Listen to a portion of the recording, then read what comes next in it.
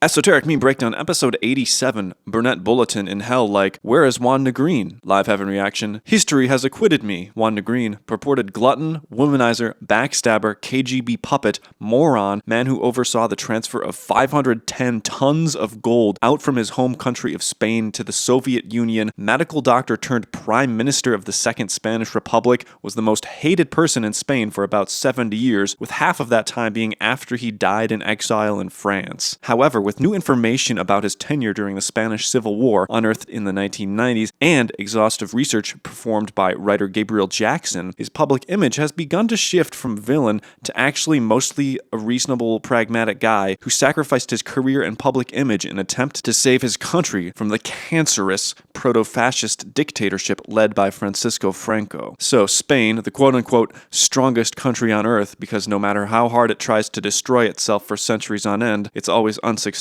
was in a civil war from 1936 to 1939. It was the nationalists against the Republicans. The nationalists were fronted by dictator Francisco Franco and were allied with Nazi Germany, Italy, and Portugal. The Republicans were not like the Republicans we know today in the United States, but that goes without saying. There were many different groups within the Republicans, spanning from centrist to far left. Negín was a moderate leftist who ended up being first the Minister of Finance and then Prime Minister of the Spanish Republic. His side, the Republicans, greatly outnumbered the nationalists in supporters, but severely lacked relative military capability. His choice to ship over 500 tons of gold to the USSR, which was portrayed as idiotic at the time, actually, according to author Gabriel Jackson and other contemporary scholarship, made a lot of sense, as the nationalists were going to capture the gold stockpile soon, and this way, it could then be sold for weapons, which, again, the Republicans lacked. While propaganda portrayed the Soviets as slimy scumbags, this was the most pragmatic choice. His other wagers, such as refusing to surrender under the assumption that Franco wouldn't accept surrender without bloody reprisals, and his total insistence for the Republic to hold out as long as it possibly could, knowing that war was going to break out and the more powerful democratic West would side with the Republic, turned out to be true, but he couldn't make victory happen,